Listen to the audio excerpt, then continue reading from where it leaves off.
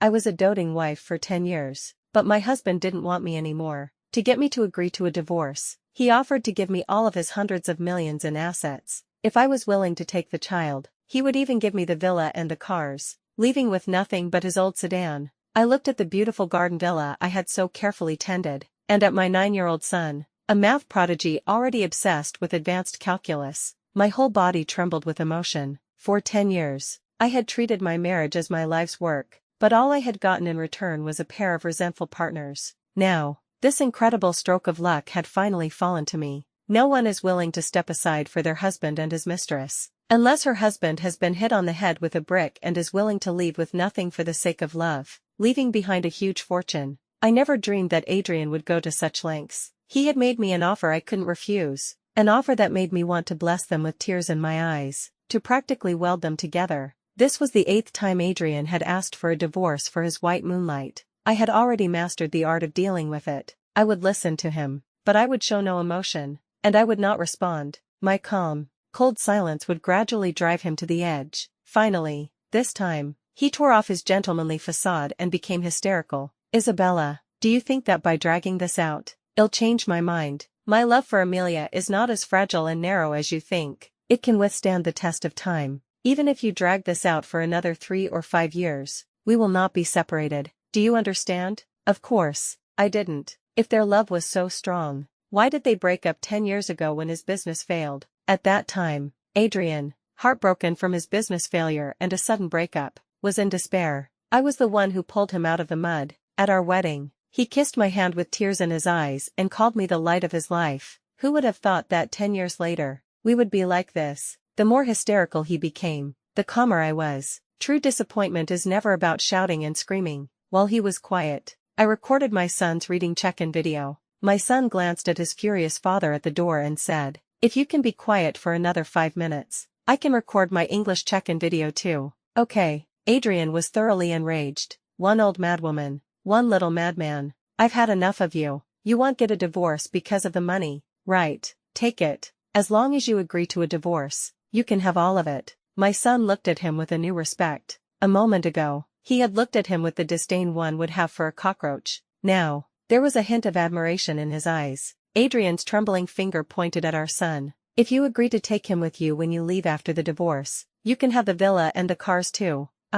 Adrian, will leave with nothing but that old sedan. Listening to his heartless shouts, I struggled to control my trembling body, my composure on the verge of cracking. For 10 years, I had treated my marriage as my life's work, but all I had gotten in return was a pair of resentful partners. What goes around comes around. Today, this incredible stroke of luck had finally fallen to me. I immediately went with Adrian to the Civil Affairs Bureau to register for a divorce. I walked with a spring in my step, afraid he would suddenly change his mind. Over the years, he had gone back on his word so many times that my trust in him had long since crumbled. The good news was that he was resolute throughout the process and divided the assets as he had promised. It was clear that his desire for a divorce had reached its peak. After all, Amelia's belly was getting bigger by the day. He couldn't wait any longer. The bad news was that we still had a 1-month cooling-off period. If he changed his mind, everything would go back to square one. So, holding the divorce agreement, I was overjoyed, but my face was also filled with sorrow, a complex mix of emotions. Seeing my expression, he thought I was about to faint from sadness. He said with disgust, "Don't you dare pull any tricks during this month and change your mind." I wanted to swear on his life, by the heavens above and the earth below, whoever regrets this divorce is a coward. After everything was settled, he, true to his word, hastily packed his clothes and threw them into the old sedan. That car was meant for the gardener, for his trips to buy supplies for the garden. Watching his lonely, thin figure drive away, I couldn't help but feel a pang of pity. I threw him the keys to his Porsche. "Until we're officially divorced, you should drive this." "I'm afraid the gardener won't be used to driving a Porsche." He rolled his eyes at me. "Even now, you're still pretending to be considerate. Are you hoping to salvage something?" Of course, I wasn't. I was just afraid that if he drove that old sedan to Amelia's house, he would be thrown out. He didn't know her, but I did. After all, there was still a month to go. They had to be on good terms. I couldn't have anything go wrong at this point.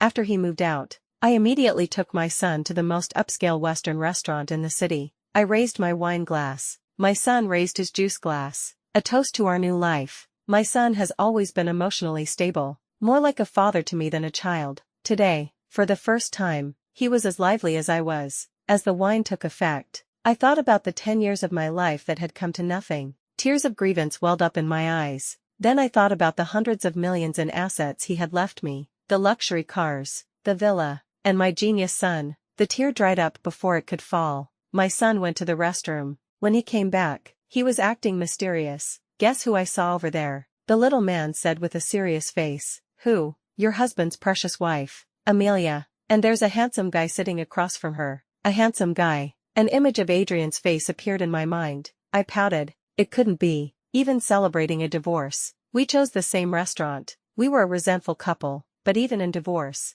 were we still so in sync? The little man said, "Yes, a handsome guy, but not your husband." My heart skipped a beat. I looked in the direction he pointed. The woman's skin was as white as snow. Her light brown wavy hair swayed with her every move, and her eyes were like those of a gentle deer. Who else could it be but Amelia? Across from her sat a strange man. Although his back was to me, he was tall, with broad shoulders and a narrow waist. It was clear he was not that scrawny dog. Adrian. Although she wasn't showing much, according to reliable sources, she was already over 3 months pregnant. This was the source of my confidence in my confrontation with him. But if she was pregnant, why was she on a date with another man? Was she afraid that he wouldn't get a divorce and was preparing a plan B, so she could register the child? Just then, her phone rang. When she looked at the screen, her expression was a little unnatural. She took her phone and went to the restroom. While she was gone, I walked past their table. I stole a glance at the man, and my heart sank. She had found a real handsome one, with his sharp brows, starry eyes, and chiseled features. He was breathtaking.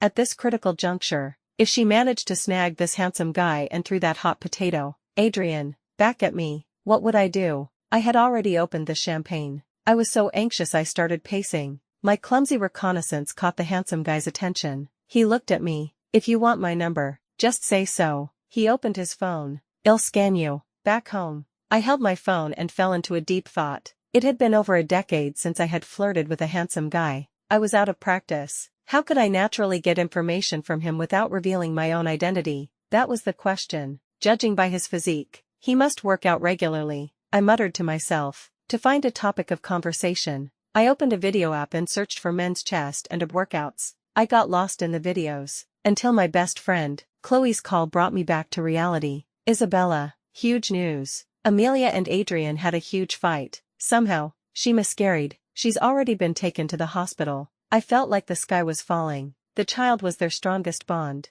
They couldn't break up. I was so anxious I scratched my head. Then my butt. I was more anxious than Adrian. No, I had to do something. Before the assets were officially mine, I was the guardian of their love. I called him. The call was answered after a long time. His voice was low and tired. "What is it?" I said. "Do you know how to take care of someone after a miscarriage?" There was a moment of silence on the other end. "Isabella, are you trying to provoke me?" The call was abruptly ended. I was confused. What did he mean? Provoke? I was just asking if he knew how. If he didn't, I could help him. To show my sincerity, I brought some chicken soup to the hospital. I had made it myself, with a high-quality free-range chicken, and added astragalus, goji berries, and red dates. I hoped she would recover well and that they would have another child soon. Standing outside the hospital room, I heard a heated argument and a shrill cry. "Why did you give her all the assets? Am I just supposed to suffer with you?" "I only gave her the assets. She didn't want the company.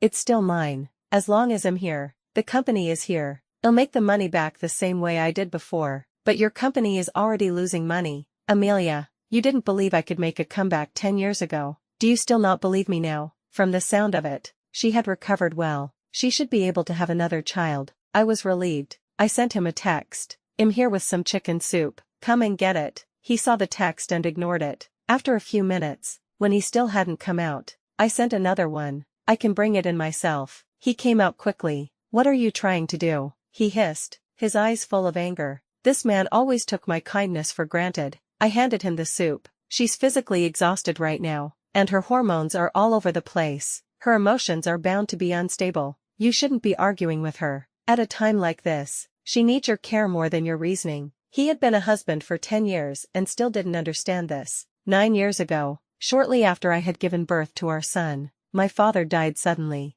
At my most vulnerable, when I needed him the most, he was never there for me. He had endless work, endless social engagements, endless lectures. When I needed emotional support, all I got was a cold, "Isabella, be reasonable, don't be so selfish." I had pulled myself out of that dark place, alone with my son. He had never once lent a hand. He looked at me, a flicker of emotion in his eyes. "I'm sorry, Isabella." At that time, I cut him off. "Just go in, the soup will get cold." A late apology is cheaper than grass. He still wanted to say something. I beat him to it. "By the way, she doesn't have faith in your company. Why don't you just close it down and get a job? With your mind and abilities, you could easily earn a 7-figure salary. You two would have a good life." He immediately became defensive. For the past 10 years, although he had made a lot of money, he had always felt a little resentful, because he hadn't started from scratch. He had relied on my father's investment. Even his business venture was in the real estate industry,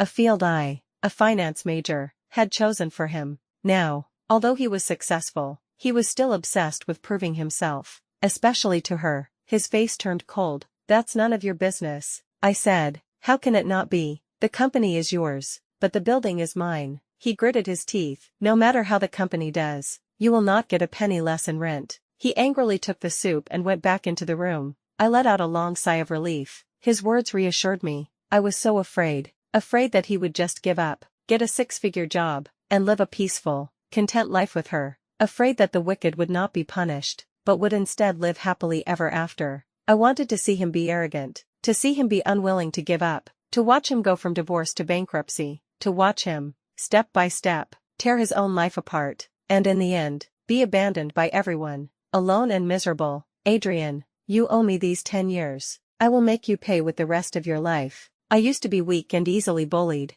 but that was only because I had given you my heart. Now that I have detached myself from my feelings, you will understand. I can play you like a dog, to provide good after-sales service." I listened at the door for a little longer. "In the room?" she asked. "Where did you go?" He said. "I found a very good private kitchen and had them make some chicken soup for you. Try it." A moment later. "It's good, just a little bland." Her tone was noticeably calmer. "Then I'll tell them to add more salt next time." "Okay." I sent him a text. I deliberately used less salt. "She can't have too much right now." Him. "Get lost." "Fine. As long as you two are okay." I took the elevator down. On the 9th floor, with a ding, the elevator stopped. A tall man in a white coat got in. With his sharp brows, starry eyes, and chiseled features, he was breathtaking. Wasn't this Plan B? Plan B glanced at me and calmly entered the elevator. He didn't recognize me. This was a perfect opportunity to strike up a conversation. I took a step forward and started chatting with him.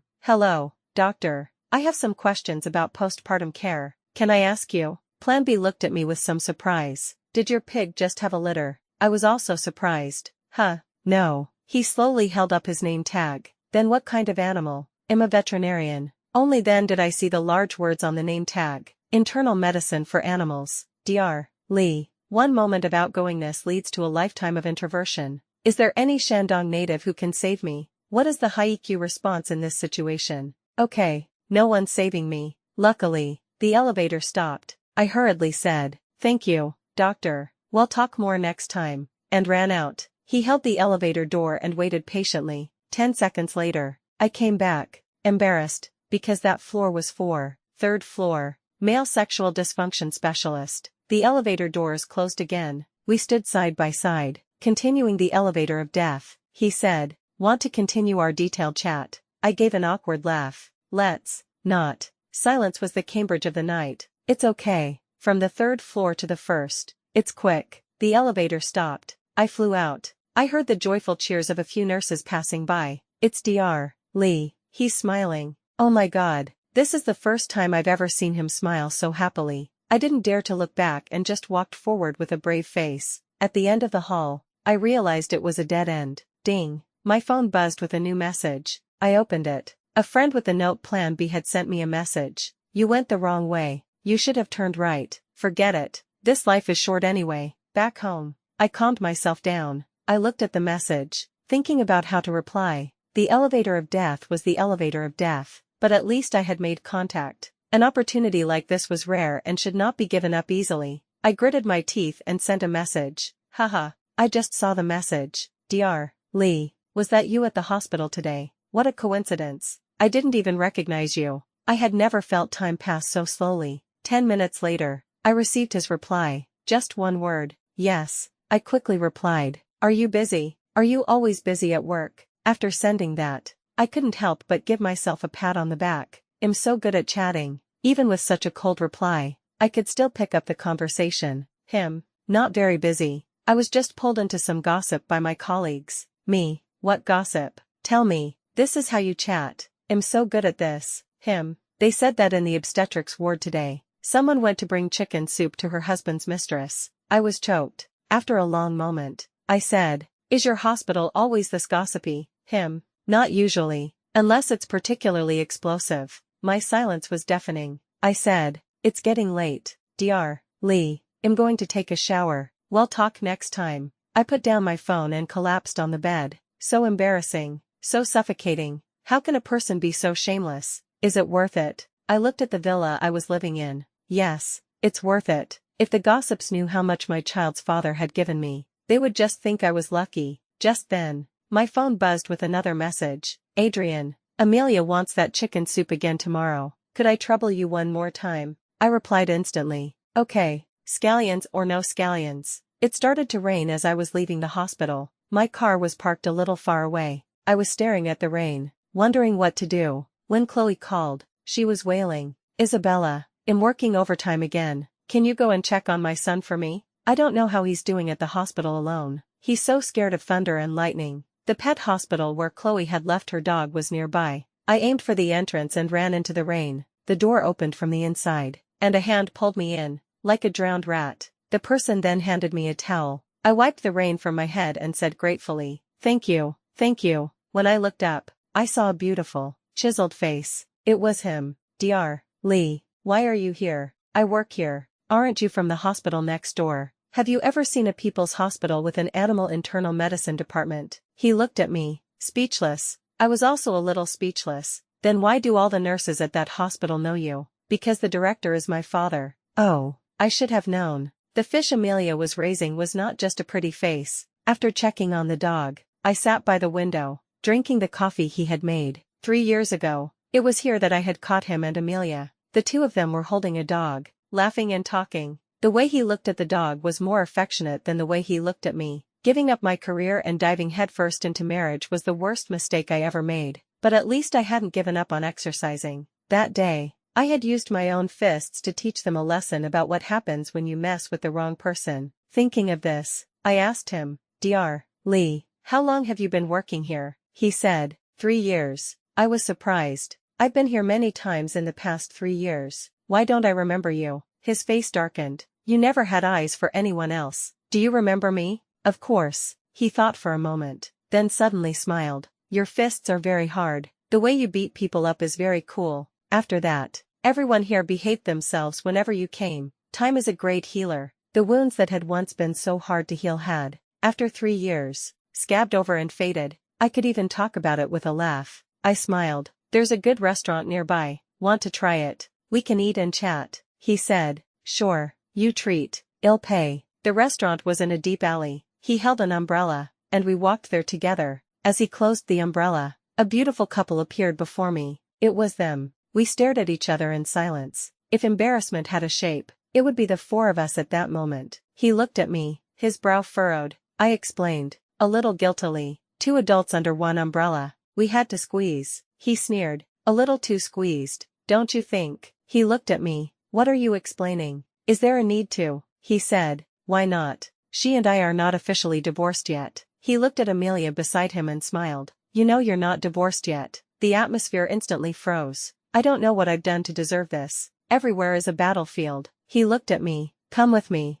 I reluctantly followed. From behind, I heard her question. It's so hard to get you to have dinner with me, but you're having dinner with her. What? Has your taste changed? You like older women now. His voice was calm. Aren't you the same age as her? She said anxiously. How can I be the same as her? He replied quickly. That's right. She looks younger. She jumped up and down. She's been married for 10 years and has a 9-year-old son. He said, oh, so you know she has a family, a son. I was filled with admiration. How can a person's mouth be so poisonous? I wish I could live so caustically. Here, he had stopped and turned to look at me. That day, when we were dividing the assets, I was impulsive. Amelia has been fighting with me every day. Isabella, you wished us well. You don't want to see us like this, do you? I looked at his moving mouth and couldn't understand how a person could say such disgusting things. What? You regret it? If it weren't for the company's financial problems, I wouldn't be like this. Isabella, let's redivide the assets, half and half. He took a deep breath and continued. I was in a hurry to get a divorce because Amelia was pregnant. I didn't want the child to be born without a father. But now, it's not so urgent. I laughed. Adrian, did I hear you right? Are you threatening me? My raised voice caught their attention. They both stopped talking and looked at us. The sudden silence calmed me down. I told myself that at a time like this, I had to be calm. Otherwise, this 3-year-long secret war would be for nothing. I closed my eyes and clenched my fists. I threw myself at him. Then let's not get a divorce. You think I want to be apart from you? I cry myself to sleep every night, holding the pillow you used. Adrian, I don't like money. I'm just doing this to force you to come back to me. As long as you're willing to come back, our family of 3 can be like we were before. Adrian, how can I live without you? I wiped my tears and peeked at them through my fingers. They were standing there, dumbfounded, like 2 petrified statues. He hadn't expected this reaction from me. He hesitated for a moment, his eyes wavering. It seemed he was in desperate need of money. He was actually considering it. Seeing this, she grew anxious. She walked over and took his arm. You're not actually thinking of getting back together with her, are you? Then what about our years of love? She started to apply pressure. Seeing that he was unmoved, her voice trembled. Like you said, as long as you're here, the company is here. You'll make the money back the same way you did before. I'm willing to believe in you. The financial problem. Haven't you already contacted the CEO of the Hua Group? It can definitely be solved. I added fuel to the fire. Companies work together to make money, not for charity. At a time like this, with the housing market crashing and your real estate projects stalled, who would be so kind as to throw money at your problem? He frowned, deep in thought. I said, come home with me. I'll sign the papers immediately, agreeing to let you use the assets as collateral to get through this. Just then, his phone rang. It was the chairman of the Hua Group. His face was grim as he stepped aside to take the call.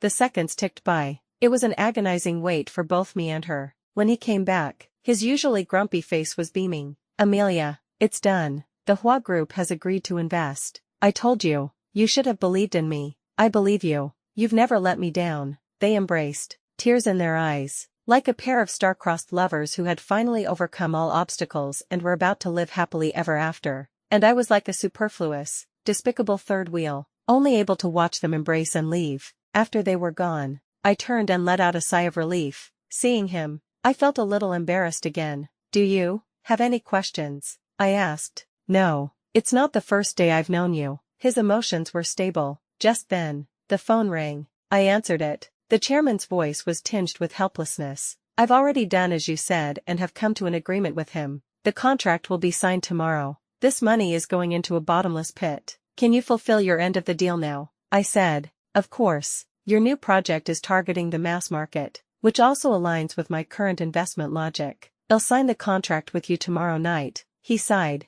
You're already getting a divorce, and you're still secretly helping him. Is it worth it, to be so devoted to a man like that? My tone was mournful. Deep love is always unrequited. What can I do? I'm just a fool in love. After hanging up, I found him staring at me. That sentence I said earlier. I think I said it too soon. Today is the first day I have officially known you. His lips were curved in a smile, and his eyes seemed to be veiled in a layer of light. I rushed into the restaurant. Don't be in a hurry. We can get to know each other slowly. We have plenty of time. Let's eat first. I'm starving. His career was on the upswing, and he was full of himself. The moment the cooling-off period was over, he cleanly and decisively finalized the divorce with me. After everything was settled, the stone in my heart finally lifted. I stopped acting and just grabbed my bag and left, but he was not used to it. At the entrance of the Civil Affairs Bureau, he called out to me, Isabella, we were married for 10 years. Now that we are parting ways, is there nothing you want to say to me? I thought for a moment and said,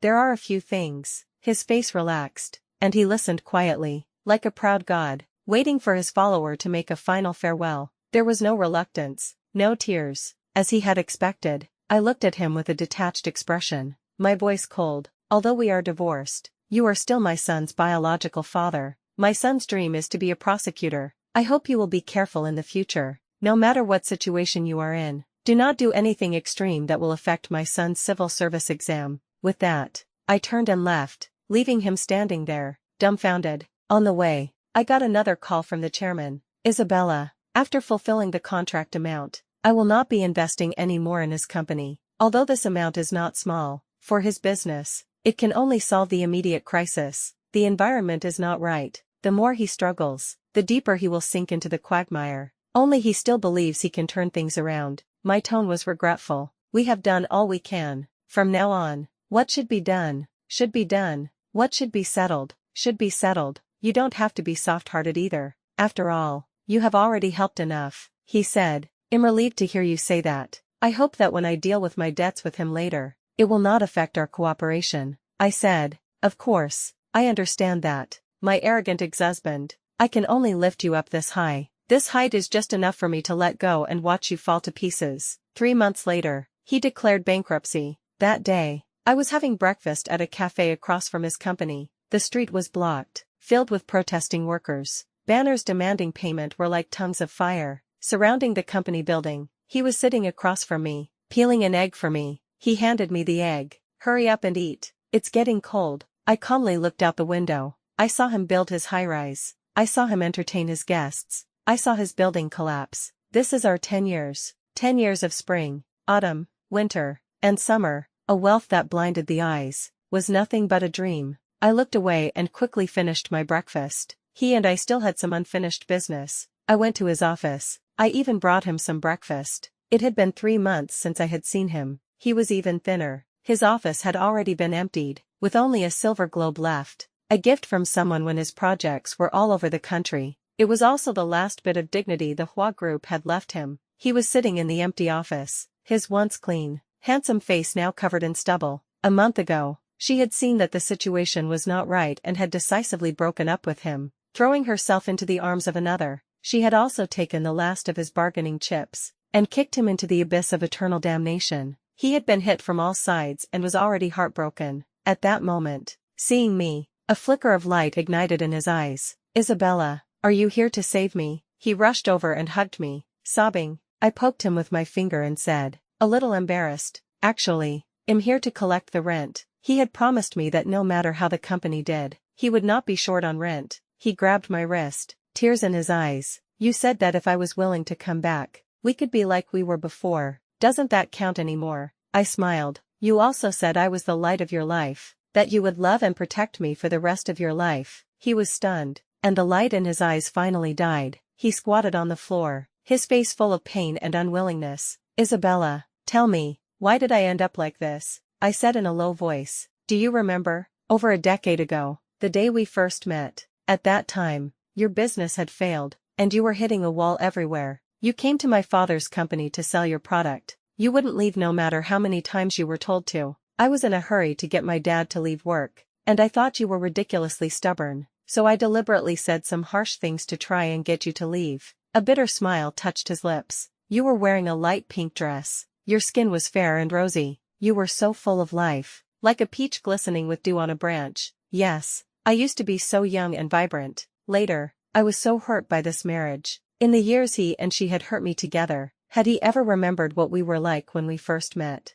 I took a deep breath and continued. "At that time, I mocked you. I said that you were a mess after your business failed, that you looked unlucky, that no one would dare to do business with you. Do you remember what you said then?" He looked at me, his expression blank. He had, of course, forgotten. "At that time, you were leaning against the doorframe, standing tall and straight. You said that all things are empty, but cause and effect are not. Nothing is fated. Everything in the world is governed by cause and effect. You said that your failure at that moment was due to a lack of experience. As long as you were aware of the cause, you could change the effect. You told me that cause and effect are not a superstition, but a natural law." I turned to him and said, word for word, "Adrian, you used to believe in cause and effect so much. Why now, are you unwilling to believe that you are reaping what you have sown?" He was stunned. After a long time, his thin lips trembled, and his eyes were full of self-mockery. "So it's cause and effect." When I left, I took the globe from his desk. My son had wanted it for a long time,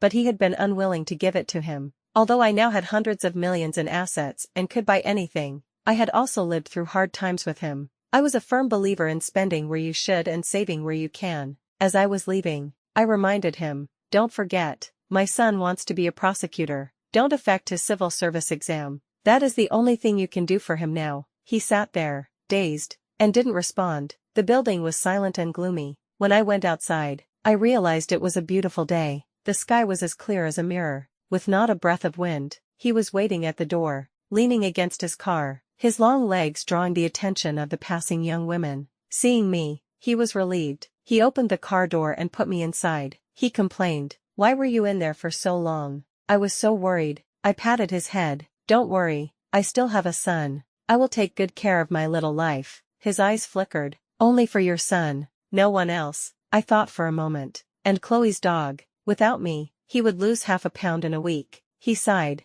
"I'm a little jealous of a dog." "Hey, can he be the doctor? And I'll be the dog." I glanced at him, my mind a little dirty. "You want to be a dog? It's not that hard." The next day, he came to pick me up again. He was on vacation and said he would take me for a drive. We drove along the road without a clear destination. I didn't know where I wanted to go. I just felt a sense of peace and tranquility I had never felt before. We drove around like that for 2 days. On the morning of the third day, Chloe called. I put it on speaker. The other end was wailing, "Isabella, stop playing around and come back. Adrian is dead. Last night, he was driving with Amelia and somehow drove into a river. They just pulled them out. Both of them are dead." We were both silent for a moment. Our aimless wandering now had a destination. I said, Let's go back." He turned the car around. He thought for a moment and said, "Should we find a place to buy some flowers?" I asked, "What for?" He said, "Aren't we going to pay our respects to him?" I said,